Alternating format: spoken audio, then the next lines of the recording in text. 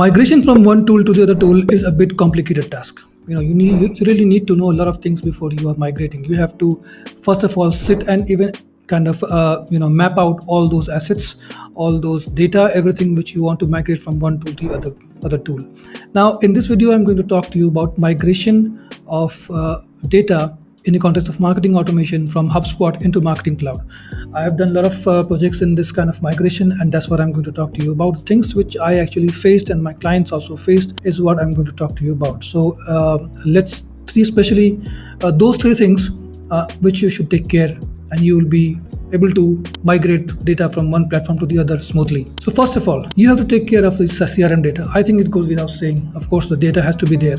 When it comes to migrating from HubSpot to Marketing Cloud, the assumption is that you already have Sales Cloud and you have imported all your data from Marketing Cloud, from HubSpot to Sales Cloud. Right now, when I say data or the CRM data, I mean the contacts, the companies into accounts, the opportunities, everything has been migrated. However, something that you might not be able to migrate would be the behavior data. Now, behavior data is mostly around, and it's a bit complex as well, because behavior data is around opens or clicks or website visits or what has been downloaded, that kind of information. You have to be very careful about importing the data. One is the basic information and second is the behavior data. So if you are able to import the behavior data, it's of course really good, because in the context of marketing automation, it's going to be very helpful. It can actually bring a lot of benefits to you if you are able to import the behavior data as well. Number two, the marketing assets.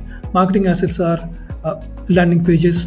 If you're having emails that you want to migrate, if you are having all the files or images, and most importantly the workflows. Now the workflows are divided into two parts, the internal as well as the external one. External ones are the one where you're sending emails, where you're sending text messages, and you're also sending the WhatsApp messages, for example.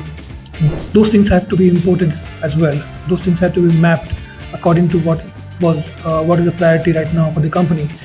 But the other one, which is the mostly internal, in which the company is sending messages internally to their team members or assigning tasks, those kind of things can be ignored, because we are talking only about marketing automation right now.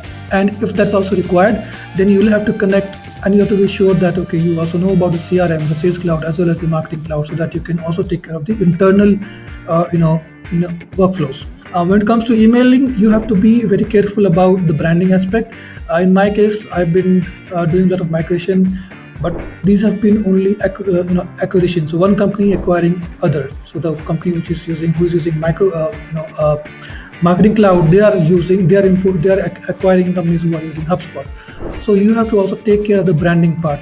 And if you are lucky, the same company is migrating from one tool to the other, then you might not have to go for the templates or the parts where you have to take care of the branding. Right? Landing pages, of course, are very important, but again, you have to take care of the data, the number of people who have visited and which are the successful landing pages, because you have to now import that landing page into your cloud pages in Marketing Cloud. This is number two.